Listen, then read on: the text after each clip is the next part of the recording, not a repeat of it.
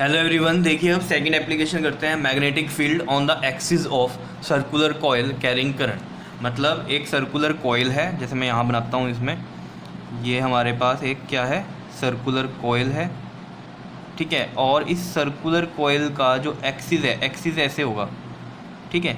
और इस एक्सिस पे मान लो कोई पॉइंट हमने लिया पी, ये पॉइंट ले लिया हमने, ठीक है। और इस पॉइंट पर आपको मैग्नेटिक फील्ड निकालना है, यही है magnetic field on the axis of circular coil carrying current. अब देखो इसमें समझो इस बात को कि ये जो, देखो इसमें अब एक बात को समझो, देखो जैसे ये सर्कल जो है हमने सर्कुलर लिया है, ये सर्कल ऐसे नहीं है। अब यहाँ पर ये सर्कल मैंने ऐसे बनाया है, ठीक है। तो आप इसको 3D में इमेजिन करना कि ये सर्कल ऐसे बनाया हुआ है इस तरीके से, तभी मैंने इसकी शेप ऐसे बनाई है, ठीक है। ये सर्कल ऐसे है आपके सामने, ठीक है। और इसका एक्सिस क्या होगा, देखो ये एक सर्कल है, इसका एक्सिस क्या होगा, इसके सेंटर में से जो लाइन निकलती है ये क्या होगा, इसका एक्सिस होगा। तो इसके सेंटर से ही हमने इस तरीके से ये एक्सिस निकाला, ठीक है। एक्सिस क्या होता है, बिल्कुल उसके सेंटर से। जैसे एक फ़ैन मान लो, फ़ैन का एक्सिस क्या है, जिस पे वो लटका हुआ होता है ना, जिस रोड पे वो लटका हुआ होता है वो उस फैन का क्या एक्सिस है। ऐसी सर्कल का एक्सिस क्या है, इसके सेंटर से जो ये पास हो रही है रोड, ठीक है। तो हमने इसका एक्सिस ये बना दिया, ठीक है ना। और इस एक्सिस पर हमने कोई पॉइंट लिया P, जिस पर आपको मैग्नेटिक फील्ड निकालना है। समझ रहे हो ये बात, ये चीज़ को समझना कि ये सर्कल कैसे बनाया है हमने, ठीक है। अब देखो ज़रा, इस सर्कल में इसकी ये जो रेडियस है इसको हम मान लेते हैं ये A है, ठीक है। और ये जो दूरी है इस सेंटर से, सेंटर ये मतलब ये O है, इस सेंटर से इस P पॉइंट की जो दूरी है इसको हम x मान लेते हैं, क्लियर। और इसमें आपके पास करंट फ्लो कर रहा है I, ठीक है। ये करंट फ्लो कर रहा है I, ये अगर ऐसे यहाँ से निकल रहा है तो यहाँ से ये I ऐसे निकलेगा, ठीक है। और इसमें हम स्मॉल करंट एलिमेंट मान लेते हैं। देखो ये पूरे की लेंथ L है इस सर्कल की, ठीक है। और इस स्मॉल वाले की क्या होगी, इतना पार्ट मैंने ले लिया ये, ठीक है। ये क्या हो गया, स्मॉल पार्ट, अगर आप देखो ये बिल्कुल स्ट्रेट लाइन सी लगेगी हमें, ठीक है। तो ये स्मॉल जो पार्ट लिया ये लेंथ का हो गया DL, ठीक है जी। और ये पूरा करंट एलिमेंट को हम क्या बोलेंगे, IDL बोलेंगे, ठीक है। इसको हम बोल देते हैं X पॉइंट और इस वाले को Y पॉइंट बोल देते हैं। समझ में आ रही है बात, ठीक है। और इस DL से ये वाली दूरी देखो इस तरीके से बना रहे हैं हम यहाँ पर, ये वाली दूरी, ठीक है, इसको क्या बोलते हैं हम, R। DL और P पॉइंट के बीच की दूरी कितनी होती है, हमेशा R होती है, ये आपको पता है, ठीक है। अब इसको थोड़ा सा 3D में इमेजिन करना, देखो चीज़ों को, देखो जैसे ये सर्कल है, ठीक है, इस तरीके से है यहाँ पर। और ये वाला इतना पार्ट, ये क्या ले लिया मैंने, इसका DL ले लिया, इस तरीके से है ये, ठीक है। ये वाला पार्ट क्या है, इसका DL लिया मैंने, ठीक है। अब इसमें 3D में तो कैसे ही हम इमेजिन करवाएं, इस तरीके से आप समझो, ठीक है। और ये जो DL है इस तरीके से पड़ा हुआ है, ठीक है। और इसके सेंटर पे ये है, समझ रहे हो बात को, ये चीज़ हो गई ना इसके सेंटर पे। देखो अगर मैं इसको समझाऊंगा आपको, ये इसके सेंटर से एक्सिस हो गया, ठीक है। और ये वाला P पॉइंट है, तो इसके इस DL से ये वाली दूरी ये हो गई R। समझ पा रहे हो, ये देखो DL से इस P पॉइंट की दूरी ये हमने बना दी R, इस तरीके से बना हुआ है ये R।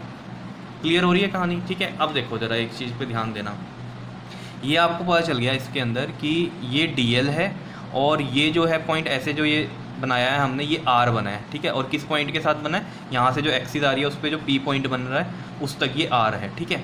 अब मैंने आपको एक चीज़ बताई थी बायोट-सावर्ट्स लॉ में कि जो मैग्नेटिक फील्ड होता है वो परपेंडिकुलर होता है किसके, DL के भी और R के भी, या जो प्लेन कंटेन करता है DL और R उसके क्या होता है, परपेंडिकुलर। तो देखो इसमें इमेजिन करना अब ये चीज़, ये R पड़ा है इस साइड में, ठीक है। यहाँ पर देखो यहाँ R पड़ा हुआ है इस तरीके से, क्लियर। तो मैग्नेटिक फील्ड क्या होगा, इसके परपेंडिकुलर, R के परपेंडिकुलर। तो इस R के अकॉर्डिंग आप परपेंडिकुलर बनाना जरा मैग्नेटिक फील्ड के लिए, ऐसा बनेगा ये। और इसको हम T पॉइंट देते हैं, और ये आ गया DB क्यों लिख रहा हूँ, क्योंकि स्मॉल करंट एलिमेंट की वजह से मैग्नेटिक फील्ड आया ये, समझ रहे हो ना। ये R और ये जो DB वाली लाइन है इसके बीच में ये एंगल कितना है, 90 डिग्री है, समझ रहे हो। क्योंकि मैंने आपको बताया था ये बायोट-सावर्ट्स लॉ में, ये हमेशा क्या रहते हैं, 90 डिग्री रहते हैं। करंट के भी 90 डिग्री होता है मैग्नेटिक फील्ड, ठीक है। और ये जो DL बोल रहे हैं हम और ये R, इसके भी क्या होता है, ये परपेंडिकुलर ही होता है। क्लियर है कहानी, बताओ इतनी बात समझ में आ रही है या नहीं आ रही है, बताओ क्लियर है। अब देखो यहाँ पर हम क्या कर रहे हैं, ये एंगल को मान रहे हैं फाई, ठीक है। वैसे ही ये फाई मान लेते हैं हम यहाँ पर एंगल, ठीक है, क्लियर है। अब देखो जो ये DB है, जो ये DB हमने बनाया है, ये DB किस तरीके से आप करोगे, इसको दो पार्ट में डिवाइड करोगे, ठीक है, दो कंपोनेंट में डिवाइड करोगे। कैसे, देखो इस तरीके से हम बनाएं इसमें, ये ऐसा और एक ऐसा, ठीक है। अब देखो आपको पता है दो कंपोनेंट में कैसे डिवाइड होता है, एक DB कॉस में होता है और एक DB साइन में, मतलब कोई भी चीज़ आप डिवाइड करते हो तो कॉस और साइन में डिवाइड होती है वो, ठीक है, ये बात आपको पता होगी। ठीक, तो देखो अगर ये एंगल फाई है, ध्यान देना ये एंगल क्या है, फाई है, तो क्या ये एंगल भी फाई होगा? बताओ कैसे बनाया ये मैंने एंगल फाई। देखो ये वाली लाइन है, ठीक है, ये वाली लाइन और एक ये आर वाली लाइन, एक्स वाली लाइन और आर वाली लाइन के बीच में फाई बना था। अब देखो इस आर वाली लाइन के ऊपर परपेंडिकुलर क्या बना हुआ है, ये डी बी 90 डिग्री पे है, और इस एक्स वाली लाइन पे ये लाइन क्या है, 90 डिग्री पे है। तो आपको पता होना चाहिए कि अगर दो लाइनों के बीच में जितना एंगल होता है तो उनकी जो परपेंडिकुलर लाइंस होंगी उनके बीच में भी वही एंगल होगा सेम। बात समझ में आ रही है मेरी? इन दो लाइनों के बीच में कितना एंगल है, फाई है। अगर ये एंगल फाई है तो इस लाइन का ये परपेंडिकुलर हो गया डी बी, और ये एक्स वाली लाइन का परपेंडिकुलर ये हो गया, तो यानी कि इस लाइन का परपेंडिकुलर ये और इस लाइन का परपेंडिकुलर ये।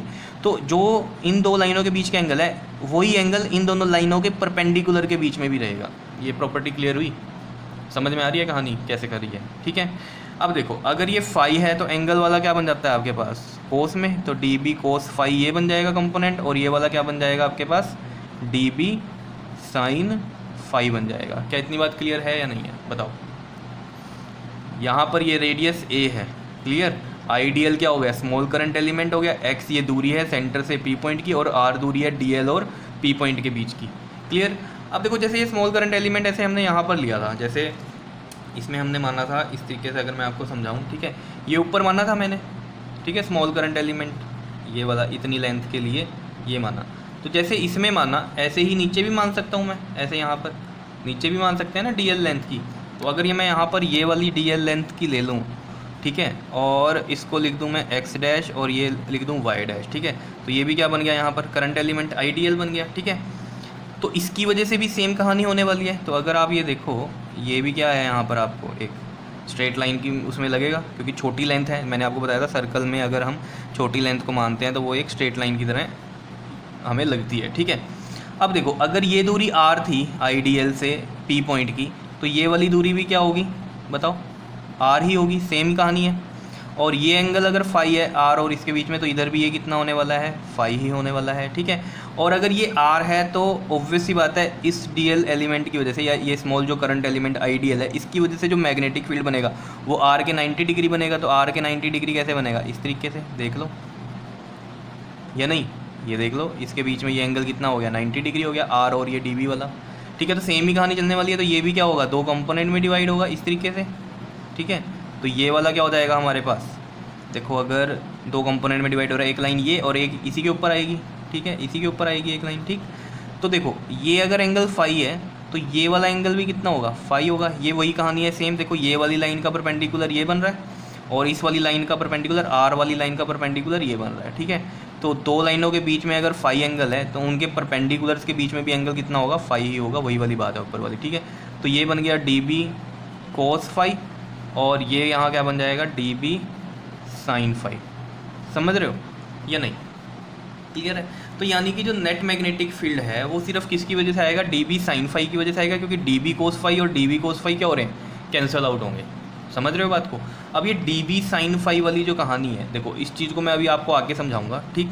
उससे पहले देखो ये जो हमने लिखा है ये क्या है कि let a circular coil carrying current I है इसमें सर्कुलर कोयल में current, and let O is the centre of that coil and P is the point on the axis of the circular coil where net magnetic field is to be calculated, ठीक है। अब देखो ज़रा, अगर आपको ये चीज़ें समझ में आ रही हैं, ठीक है, आपके पास ये आइडियल क्या था, स्मॉल करंट एलिमेंट था, इसकी वजह से जो मैग्नेटिक फील्ड बनता वो कौन सा बनता, डीबी। तो डीबी के लिए आपको फॉर्मूला पता है किसके लिए, बायोट-सावर्ट्स लॉ से, ठीक है। तो हम यहाँ लिखते हैं अकॉर्डिंग टू बायोट-सावर्ट्स लॉ। देखो ये डायग्राम समझ में आया कैसे बना है, अगर डायग्राम समझ में आ रहा है तो बहुत अच्छी बात है, ठीक है। तो बायोट-सावर्ट्स लॉ के अकॉर्डिंग हमें पता है डीबी का जो फॉर्मूला होता है वो क्या होगा आपके पास, क्योंकि स्मॉल करंट एलिमेंट की वजह से ही ले रहे हैं हम, ठीक है। तो डीबी होगा आपके पास म्यू नॉट अपॉन में 4 pi I D L sine theta over में आर स्क्वेयर, ठीक है। अब कहानी किसकी आ गई, इस थीटा की। क्या ये थीटा कौन सा थीटा है, ये फाई वाला है क्या, नहीं नहीं बिल्कुल भी नहीं है ये तो थीटा कौन सा होता है, ये थीटा जो है आपको पता है किसके बीच में होता है हमेशा, बताओ, डी एल और आर के बीच में, किसके बीच में होता है, डी एल और आर के बीच में। अब देखो DL ये है और R ये है। अब इस चीज़ को आप कैसे समझोगे? देखो इसमें तो ये आपको लगेगा ही नहीं कि किस तरीके से एंगल हम इमेजिन करें इसमें, ठीक है, क्योंकि मैं आपको बता देता हूँ यहाँ पर थीटा कितना है, 90 डिग्री है। DL और R के बीच में जो एंगल है वो 90 है। तो आपको लग रहा होगा कि ये तो ऐसे जा रही है लाइन, ठीक है, तो थीटा 90 कहाँ है? तो देखो आप ये वाले A और R के बीच में देख रहे हो एंगल, तो वो तो 90 नहीं है। मैं किसके बीच में कह रहा हूँ? DL और इस R के बीच में। देखो वो यहाँ से इमेजिन करोगे आप कहानी। देखो ये आपके पास क्या था? DL था, ये वाला पार्ट DL था, और R ऐसे है, ठीक है, R ऐसे पड़ा हुआ है ऐसे थोड़ा सा, ठीक है ना, इस तरीके से है, ये टिल्टेड है थोड़ा सा, ठीक है। अब देखो ज़रा, मैं ये कह रहा हूँ आपको कि आपको जो एंगल लेना है वो DL और R के बीच में लेना है। तो DL है ये और R है ये, तो इसके बीच में एंगल देख लो कितना है, 90 है। यहाँ से देख लो, साफ पता चल रहा है। अब देखो ये चीज़ आप ऐसे कर लो इतनी, तब भी 90 रहनी है, क्योंकि मैं इसके और इसके बीच में देख रहा हूँ एंगल, ठीक है ना। और ऐसे कर लो तब भी 90 है, ऐसे कर लोगे अगर आप ऐसे ऊपर कर लोगे तब भी ये 90 डिग्री रहेगा, ऐसे करोगे तब भी 90 डिग्री रहेगा। समझ रहे हो बात को? तो मैं बात कर रहा हूँ इसकी, ये DL की, ठीक है। इस DL के साथ ये हमेशा कितना डिग्री है? 90 डिग्री है। और आप क्या सोच रहे होंगे इसमें, ये टिल्टेड है, तो वो किसके साथ एंगल इमेजिन कर रहे हो आप? A के साथ इमेजिन कर रहे हो। A इसकी ऐसे नीचे होगी ना, तो आप A के साथ एंगल इमेजिन कर रहे हो। A के साथ नहीं करना, DL के साथ करना है। तो DL के साथ हमेशा ये क्या रहेगा? 90 डिग्री रहेगा, चाहे जैसा मर्जी हो जाए, ठीक है ना। समझ रहे हो? ये लाइन आप देख रहे होंगे, तो ये कैसे होगा? इसके साथ हमेशा 90 डिग्री पे होगी। क्लियर हो रही है बात इतनी? देखो इस चीज़ को मैं अगर यहाँ से समझाऊँगा, ये DL है, ठीक है, ये DL है इस सर्कल का। अब ये ऐसे है R, है ना। अब यहाँ पर ये वाला एंगल देख लो ना, ये वाला एंगल देखो, ये वाला एंगल जो है, ये वाला एंगल क्या होगा? ये वाला जो एंगल बन रहा है हमेशा 90 डिग्री बनेगा। ऐसे कर लोगे तब भी 90 है, ऐसे करोगे तब भी 90 है। इसके साथ DL के साथ हमेशा ये क्या रहने वाला है? 90 डिग्री रहने वाला है। तो ये टिल्टेड है तो कोई बात नहीं, वो A के साथ अलग एंगल बना रहा है, लेकिन इस DL के साथ हमेशा कितना एंगल बना रहा है? वो 90 डिग्री। तो आप समझ रहे होंगे ये DL ऐसे इमेजिन करनी है आपको। अब समझो इस चीज़ को ऐसे, ये DL ऐसे है तो हमेशा ये कितना एंगल होगा? इस DL के साथ इसका 90 डिग्री होगा, ठीक है। तो थीटा कितना है? 90 डिग्री। और साइन 90 की वैल्यू आपको पता है कितनी होती है? 1 होती है। तो DB कितना आ जाएगा? देखो यहाँ से μ0/4π IDL साइन 90 कितना होता है? 1। तो IDL रख देते हैं यहाँ, और ये R², और यहाँ लिख देते हैं साइन 90 कितना होता है? 1 होता है। क्लियर इतनी बात या नहीं? बता दो, ठीक है। तो ये हमारे पास यहाँ पर तो आया ये DB। अब देखो ज़रा, इसको मान लेते हैं फर्स्ट इक्वेशन, ठीक है। अभी अभी हमने जो बात की थी कि DB के दो कंपोनेंट थे, एक तो DB cos phi और एक DB sin phi, ठीक है। तो जो DB cos phi वाला है वो DB cos phi से कैंसिल होगा, तो नेट जो आएगा आपके पास मैग्नेटिक फील्ड वो किसकी वजह से आने वाला है? DB sin phi की वजह से आने वाला है, ठीक है। तो हम इस DB sin phi को क्या करेंगे? ऐड करेंगे, लेकिन एडिशन अब इन दो की नहीं होने वाली सिर्फ, समझ रहे हो? क्यों? देखो ये तो हमने दो करंट एलिमेंट लिए थे तो 2 DB sin phi आए। ऐसे ऐसे करते हुए पता नहीं कितने स्मॉल करंट एलिमेंट होंगे, तो उनके लिए सबके लिए DB sin phi आएगा, और उन सबके DB cos phi से कैंसिल आउट होंगे। समझ रहे हो बात को? तो ये होगा ही होगा।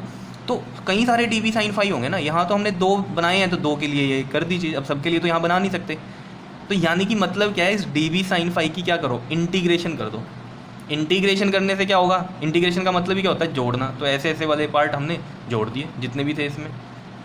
समझ रहे हो इतनी कहानी या नहीं? अभी धीरे धीरे समझ में आती है। देखो अभी सबसे पहले हम ये कंपोनेंट वाली बात लिख देते हैं यहाँ पर। देखो यहाँ लिख देता हूँ मैं कि कंपोनेंट,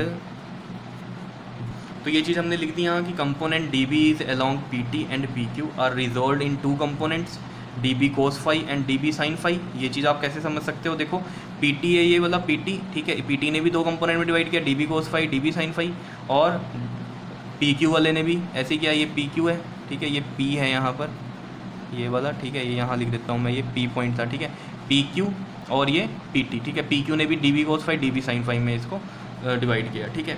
और जो कंपोनेंट था DB cos phi वाला वो क्या हो गया? एक दूसरे से कैंसिल हो गया। समझ में आ रही है कहानी या नहीं? क्लियर है? अब देखो ज़रा, जो मैं आपको बात कह रहा था कि जो नेट मैग्नेटिक फील्ड होगी, यानी कि so net magnetic field is due to, किसकी वजह से होगी? ओनली DB sin phi, ठीक है। तो क्या करेंगे हम? इसको इंटीग्रेट करेंगे। अगर हमें नेट मैग्नेटिक फील्ड चाहिए तो यानी कि DB sin phi की इंटीग्रेशन कर दो, DB sin phi की इंटीग्रेशन कर दो। समझ रहे हो बात को या नहीं? बताओ, ठीक है। तो ये सेकंड इक्वेशन मान लो। ठीक है। यहाँ कई लोग यहाँ क्लोज लूप भी लगाते हैं क्योंकि ये पूरा सर्कल है इस वजह से, तो ना भी लगाओ तो कोई टेंशन नहीं है। ठीक है, देखो मेन बात मैं आपको क्या समझा रहा था कि डी बी साइन फाई की इंटीग्रेशन क्यों हुई है। देखो यहाँ पर जो डी बी साइन फाई है ये हमने तो 2 लिए हैं क्योंकि 2 करंट एलिमेंट लिए थे, तो ऐसे ऐसे बहुत सारे करंट एलिमेंट होंगे, उन सबकी वजह से डी बी साइन फाई आएगा। तो उन सबको क्या करना पड़ेगा, सम करना पड़ेगा सबका। और सम हम कैसे करते हैं, इंटीग्रेशन से करते हैं इनमें। तो इंटीग्रेशन क्या इस तरीके से चलेगी। ठीक है, अब इसमें देखो dB की जो वैल्यू है वो तो हमें यहाँ से पता चल रही है, यहाँ पुट कर देंगे इसमें। ठीक है, और साइन फाई की वैल्यू निकालते हैं। तो देखो साइन फाई की वैल्यू कैसे निकाल लेंगे, उसके लिए यहाँ पर चलते हैं हम। देखो यहाँ लिखते हैं हम इन राइट एंगल ट्रायंगल, कौन सा है ये आपके पास, देखो राइट एंगल ट्रायंगल कौन सा, देखो ये वाला क्या है 90 डिग्री है। ठीक है ना, तो ये राइट एंगल ट्रायंगल बन गया हमारे पास। कौन सा बन गया ये PO, इसको भी नाम दे दो, यहाँ C दे दो एक नाम। ठीक है, तो क्या बन गया ये ट्रायंगल आपके पास POC बन गया। ठीक है, POC में देखो अब साइन फाई की वैल्यू चाहिए। देखो राइट एंगल ट्रायंगल ये इसकी वजह से है क्योंकि यहाँ ये कितना है 90 डिग्री है। ठीक है, ये वाला भी यहाँ 90 है क्योंकि आपको पता है रेडियस और ये ऐसे सेंटर से एक लाइन जा रही है, तो ऑब्वियस सी बात है क्या होगा वो 90 डिग्री होगा एंगल। ठीक है, तो ये हमारे पास एक राइट एंगल ट्रायंगल था, इसके अंदर हमें पता है ये फाई है। ठीक है, तो साइन फाई निकल सकता है। जैसे आपको ट्रिग्नोमेट्रिक रेशियोज अगर याद हो, याद है वो पंडित बद्री प्रसाद हर हर बोले, ऐसे करते थे हम, पंडित बद्री प्रसाद हर हर बोले। तो यहाँ होता था साइन, कोस होता था, और यहाँ पर आपके पास होता था टेन, और यहाँ पर क्या होता था आपके पास कोसिकेंट, और यहाँ सीकेंट, और यहाँ पर कोट होता था। ठीक है, तो साइन के लिए हमें पता है फॉर्मूला क्या बन जाता था, P/H बन जाता था। तो साइन फाई के लिए फॉर्मूला क्या है हमारे पास, P/H। तो यहाँ से देखो साइन फाई में P क्या होगा हमारे पास, सोचो ज़रा। यहाँ पर परपेंडिकुलर क्या है, ये A है तो A आएगा, और H कितना है हमारे पास, ये हाइपोटेन्यूज बन गई इसकी, ये क्या हो गई R हो गई। तो साइन फाई की वैल्यू कितनी आ गई हमारे पास, A/R। इसको मान लो थर्ड। अब देखो यहाँ पर नीचे देखो ये इक्वेशन सेकंड थी, इसमें क्या था dB और साइन फाई। dB की वैल्यू ये रही फर्स्ट इक्वेशन वाली, वो यहाँ पर रखेंगे, और साइन फाई की वैल्यू अभी जो हमने बनाई है, ठीक है, जो इक्वेशन थर्ड नाम दिया है उसको भी यहाँ पुट कर देंगे। ठीक है, साइन फाई की वैल्यू कितनी आई है A/R, वो यहाँ पुट कर देंगे, और ये dB की वैल्यू यहाँ पुट कर देंगे। ठीक है, तो हम लिखेंगे कैसे इसको कि put first and third in equation second. तो ये देखो यहाँ पर पुट कर दिया हमने फर्स्ट एंड थर्ड को सेकंड में। तो देखो B में इंटीग्रेशन था dB साइन फाई था, dB की वैल्यू ये रख दी हमने, ये वाली वैल्यू, dB की ये वाली वैल्यू रख दी, और साइन फाई की वैल्यू क्या रख दी, A/R रख दी। क्या बताओ इतनी बात क्लियर हो रही है या नहीं, आ रहा है समझ में कैसे किया है बताओ। तो देखो अब तो बस इसकी इंटीग्रेशन करनी है। देखो इंटीग्रेशन में कैसे करेंगे हम, देखो ये म्यू नॉट 4 पाई, ये तो कांस्टेंट होगी वैल्यू, आई भी यहाँ कांस्टेंट ही रहेगा, और ये देखो ये आपके पास यहाँ कितना बन गया, ये R³ बन गया, ये R² और R³ बन गया, और ये A भी कांस्टेंट है क्योंकि रेडियस थी ये सर्कल की। ठीक है, ये R क्या थी, दूरी थी DL और P पॉइंट के बीच की, और ये A क्या थी, रेडियस थी उस सर्कल की। ठीक है, इतनी बात क्लियर है। इंटीग्रेशन यानी कि सिर्फ किसकी होनी है, DL की होनी है, और ये आपको पता ही था DL की ही इंटीग्रेशन होती है क्योंकि DL ही स्मॉल पार्ट था उस सर्कल का। तो DL को ही हमें क्या करना है, इंटीग्रेट करना है, तो उसके अकॉर्डिंग मैग्नेटिक फील्ड आ जाएगा। तो देखो DL की इंटीग्रेशन कहाँ तक चलेगी, देखो जैसे मैंने पहले भी आपसे ये बात की थी कि सर्कल है, ठीक है, तो सर्कल की लेंथ कैसे होती है, पूरी की पूरी लेंथ कैसे हमें पता चलती है, उसकी सरकमफ्रेंस से, वो क्या होती है 2πr। r मतलब क्या होता है वहाँ पर, रेडियस होता है। अगर ये यहाँ पर क्या है, रेडियस r है, तो 2πr क्या होगी, इसकी सरकमफ्रेंस होगी, यानी कि लेंथ होगी सर्कल की। अब यहाँ r नहीं है रेडियस, ठीक है, रेडियस क्या ली हुई है यहाँ पर हमने, a ली हुई है। ठीक है ना, ये रेडियस क्या थी यहाँ पर, a थी, तो ये कितना बन जाएगा 2πa बन जाएगा सरकमफ्रेंस। समझ रहे हो कहानी को। तो ये कि कहाँ से कहाँ चलेगी इसकी लिमिट, जो पुट करेंगे 0 से लेके 2πa तक चलेगी। जैसे पहले हमने कहाँ तक किया था पिछली एप्लीकेशन में, 2πr तक किया था क्योंकि वहाँ रेडियस r ली थी, यहाँ पर रेडियस a है तो 2πa चलने वाला है। ठीक है, उसके बाद आपको कहानी पता है आगे की, सिंपल है सारी, क्या है देखो, mu not I a upon में 4πr³। ठीक है, म्यू नॉट आई a और 4πr³। dl की इंटीग्रेशन क्या होगी आपके पास, l, और इसकी ये लिमिट हो जाएगी 2πa और ये 0। तो इसको हम कैसे लिख सकते हैं, देखो mu not I a upon में 4πr³, इसको हम ऐसे लिखते हैं ना 2πa माइनस 0। कैसे लिखी बताओ, ये upper limit minus lower limit, इसी तरीके से करते हैं। ठीक है, अब देखो आगे इसमें mu not I a upon में 4πr³, ये कितना आ गया यहाँ से 2πa आ गया, कितना आ गया ये आपके पास 2πa। ठीक है, क्लियर है। अब देखो यहाँ पर और हम क्या कर सकते हैं इसके अंदर, देखो बड़ा सिंपल सा हो जाएगा ये आपके पास। देखो क्या क्या कर सकते हैं हम इसके अंदर। ये 2 पाई ए इंटू ए क्या बन रहा है, ए स्क्वेयर बन जाएगा। देखो ज़रा कैसे, म्यू नॉट आई, ये बन गया आपके पास 2, या ये 2 आगे भी लिख सकते हैं हम, पाई और ए इंटू ए स्क्वेयर बन गया ये, ठीक है। तो पाई ए स्क्वेयर क्या होता है, पाई आर स्क्वेयर क्या होता है, अगर रेडियस आर हो तो पाई आर स्क्वेयर क्या होता है, एरिया होता है सर्कल का। तो यहाँ पाई ए स्क्वेयर है क्योंकि रेडियस ए है, तो पाई ए स्क्वेयर को मैं एरिया लिख सकता हूँ, बताओ। देखो कैसे, ये चीज़ आ गई। और नीचे क्या है हमारे पास, ये 4 पाई आर क्यूब, ये है बी, ठीक है। और बी की वैल्यू यहाँ से और क्या आ जाएगी आपके पास, म्यू नॉट। देखो मैंने यहाँ पर ना एक लाइन लगा देता हूँ ऐसे, क्योंकि अभी ये थोड़ा लंबी जाएगी डेरिवेशन इस वजह से, ठीक है। तो म्यू नॉट आई और ये 2 आगे रख देता हूँ यहाँ, ठीक है। और पाई ए स्क्वेयर को मैं लिख देता हूँ एरिया, और नीचे आ जाएगा आपके पास ये 4 पाई आर क्यूब, समझ रहे हो। और यहाँ लिख देते हैं हम कि एरिया किसको लिया है हमने, पाई ए स्क्वेयर को लिया है, ठीक है। बात इतनी क्लियर। तो ये आ गया आपके पास 2 mu not I A upon में 4 पाई आर क्यूब, ठीक है। तो ये हो गया हमारे पास एक फॉर्मूला मैग्नेटिक फील्ड का यहाँ पर, ठीक है। और एक ये भी ध्यान में रखना, इसका भी अभी यूज़ करेंगे हम आगे, ठीक है, स्पेशल केस में। तो ये भी हमारे लिए इम्पोर्टेंट है रिज़ल्ट, ठीक। तो ये है मेन रिज़ल्ट यहाँ से जो आया हमारे पास मैग्नेटिक फील्ड का, कितना, 2 mu not I A upon में 4 पाई आर क्यूब, ठीक है। अब देखो अगर हमारे पास n नंबर ऑफ टर्न्स हो, मतलब कॉइल कैसी हो, जैसे यहाँ पर ये इस तरीके से थी ना, ऐसे हो जाए, तो कई सारे टर्न्स आ गए ये वाले सर्कल के, ठीक है। तो इसका एक्सिस क्या होगा, इसके बीच में से निकलेगा ऐसे, इनके बीच में से ऐसे एक्सिस निकलेगा, ठीक है। और मान लो वही पी पॉइंट यहाँ पर कहीं होगा, ठीक है। तो हम कैसे करेंगे फिर कैलकुलेट, तो जितने नंबर ऑफ टर्न्स होंगे या जितने सर्कल हैं ये, उससे मल्टीप्लाई कर देंगे। तो यानी कि अगर हम क्या बोले यहाँ पर n नंबर ऑफ टर्न्स है, ठीक है, तो हम यहाँ लिख देते हैं if there are n number of turns in the coil, दिख रहा है, छोटा तो नहीं लग रहा, इन द कॉइल। तो क्या होगा, देखो n से मल्टीप्लाई कर देंगे, ऐसा ही हमने पिछली एप्लीकेशन में भी किया था, बस जो है हमारे पास इसमें n से मल्टीप्लाई कर देते हैं। तो 2 mu not I A upon में देखो 4 पाई आर क्यूब है, n से मल्टीप्लाई करेंगे, मैं n यहाँ लगा रहा हूँ, n यहाँ मल्टीप्लाई कर रहा हूँ, क्यों, देखो एन आई ए जो होता है ना, ये होता है मैग्नेटिक डाइपोल मोमेंट का फॉर्मूला होता है आपके पास, ठीक है। तो यहाँ लिख देता हूँ मैं, but N I A equal to क्या होता है, मैग्नेटिक डाइपोल मोमेंट, इसको हम m से लिखते हैं, ठीक है।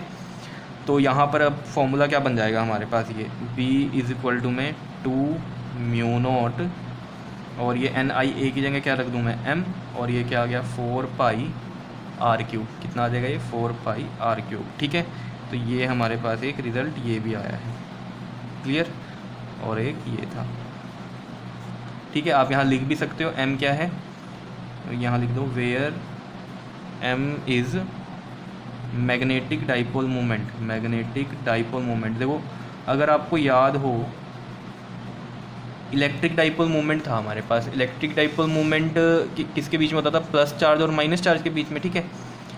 तो यहाँ पर भी चार्ज तो नहीं होगा, क्या होगा, पोल होंगे। मैग्नेट में क्या होता है हमारे पास, पोल्स होते हैं ना जैसे। तो मैग्नेटिक डाइपोल मोमेंट हम कैसे पता कर सकते हैं, एक होता है साउथ पोल और एक नॉर्थ पोल। इसके बारे में डिस्कस करेंगे डिटेल में बाद में, ठीक है। यहाँ पर जिस चीज़ की आपको ज़रूरत है मैंने बस आपको बता दिया कि m क्या है, मैग्नेटिक डाइपोल मोमेंट है। और यहाँ से हम इसके SI यूनिट भी निकाल सकते हैं इस फॉर्मूले से। तो देखो SI यूनिट क्या होंगे इसके, देखो n तो क्या है, नंबर ऑफ टर्न्स, ये तो 2 3 4 कुछ भी हो सकता है, तो कांस्टेंट वैल्यू होगी, मतलब constant in the sense numeric value होगी, ठीक है। न्यूमेरिक वैल्यू में क्या होगा, कोई उसका यूनिट तो होता नहीं है, आई के होते हैं, आई का क्या यूनिट होगा, ampere.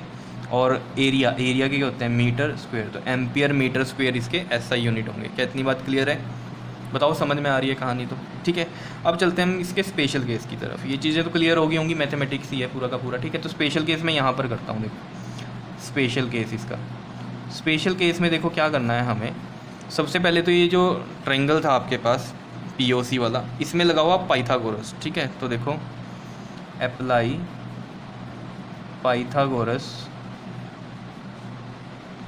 In right angle triangle, कौन सा है ये, POC में लगाओ जी।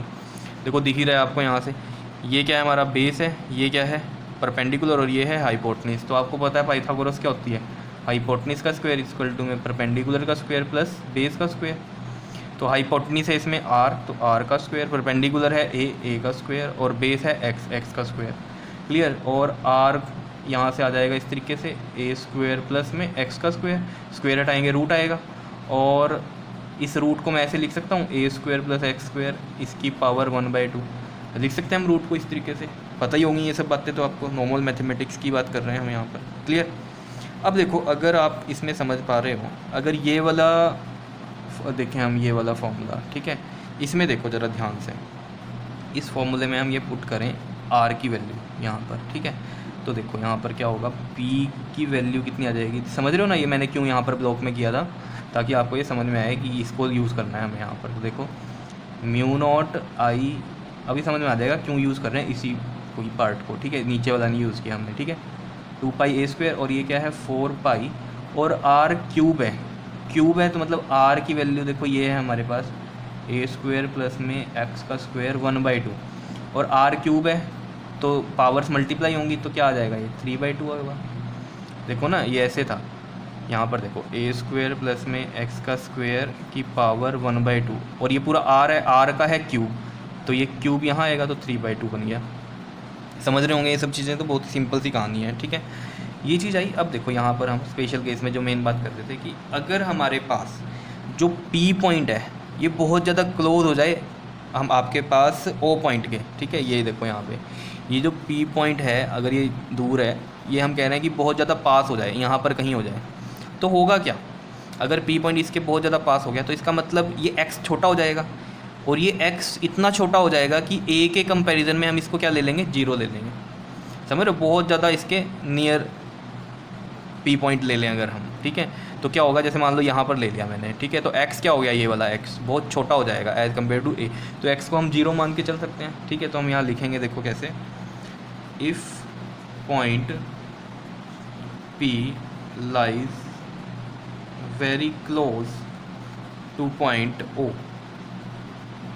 तो इसका मतलब क्या है कि a बड़ा है एज़ कम्पेयर टू x, सीधी सी बात है, अभी मैंने आपको बताया a बड़ा हो जाएगा, इसका मतलब क्या है, यहाँ पर x क्या हो जाएगा 0 मान के चलेंगे, तो यहाँ पर पुट करते हैं वैल्यू b की वैल्यू में, देखो म्यू नॉट आई अपॉन में mu not I 2 pi A square, और देखो ये रहा नीचे 4 पाई, अब देखो x तो 0 हो गया, ये तो 0 ही हो गया, ए स्क्वायर बचा, ए स्क्वायर की पावर 3/2 है, ए स्क्वायर की पावर कितनी है हमारे पास 3/2 है, तो 2 से 2 कैंसिल हुआ, ए क्यूब बन गया, x तो 0 ही हो गया था, ये तो खत्म ही होगी कहानी, ए स्क्वायर की पावर 3/2 है, ए स्क्वायर की पावर 3/2 तो मल्टीप्लाई होगी पावर, 2 से 2 कैंसिल हो गया यहाँ पर, तो कितना आया ये b आपके पास म्यू नॉट आई 2 पाई, और ये देखो यहाँ से आपके पास ए क्यूब है, ये कितना है, ये देखो ए स्क्वायर, ये वाला ए स्क्वायर, और नीचे कितना बचा हो गया 4 पाई ए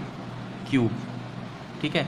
अब देखो यहाँ से आप स्क्वायर जो है, ये स्क्वायर इस क्यूब से कट रहा है, और एक ए बच गया नीचे, और ये पाई से पाई कैंसिल, और 2 से ये 2 आ गया, ठीक है। तो कितना बचा देखो, ये म्यू नॉट दिख रहा है सभी को, म्यू नॉट, और ये बचा आई, और नीचे कितना आ गया आपके पास ये 2, और ये बचा ए। तो ये चीज़ देखो, एक चीज़ इसमें आपको पता चलनी चाहिए कि जो हमने सेंटर के लिए निकाला था magnetic field at the centre of the coil, वो भी तो यही था, म्यू नॉट आई अपॉन में बस 2r था, r क्योंकि वहाँ रेडियस सर्कल की r ली थी, यहाँ रेडियस सर्कल की a ली है, फॉर्मूला तो वही बन रहा है ना। तो इसका मतलब ये जो हमने निकाल ली है चीज़ें, ये बिल्कुल सही है, क्योंकि अगर हमने स्पेशल केस करके देखा कि P is very close two point O, देखो P is very close two point O का मतलब क्या है कि बिल्कुल ही सेंटर पे आ गया, समझ रहे हो, आप मान सकते हो ना ये P कहाँ लाई कर रहा है, अगर ये x 0 ही हो गया बिल्कुल बिल्कुल इसके सेंटर पे ही मान के चल रहे हैं या नहीं।